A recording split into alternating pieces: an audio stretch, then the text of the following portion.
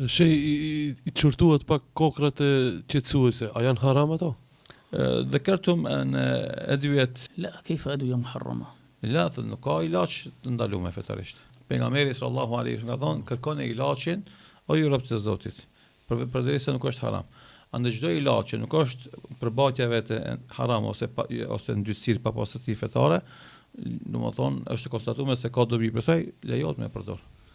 Do të kur shef në origjinë ilaçe shumica për tyre ose pjesa më e madhe e tyre në origjinë janë domethënë me burim prej barnave, prej bimëve. Po. Dhe shumica e ilaçeve, këto ilaçe kanë ardhur si rezultat i shumë studimeve, analizave, s'kan ardhur vetë kote. Andaj është e pamundshme të thonë njeriu se haram është me përdorë ilaçe. ولكن Po problemi që e theksuam na, domethënë se fatkeqësisht psikologët edhe neurologët edhe psikiatrët nuk e pranojnë domethënë trajtimin islamik të smundjeve shpirtërore. Edhe andaj domethënë ata kanë mangësinë në diagnostifikimin e smundjes.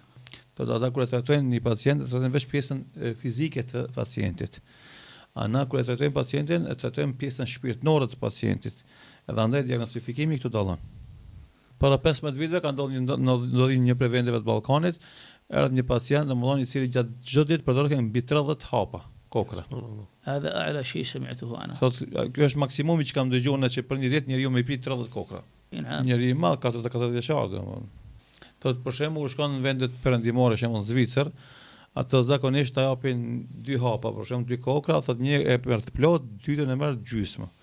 Edhe zakonisht mjekët i kundërshtojnë ata mjek që japin shumë kokra pacientit. Do thënë se ky mjek domosdoshmë jep shumë kokra për me e qetësu domosdoshmë gjendjen fizike të pacientit, për me thonë që ky mjeku që ka i suksesshëm, realisht ai nuk shnosh.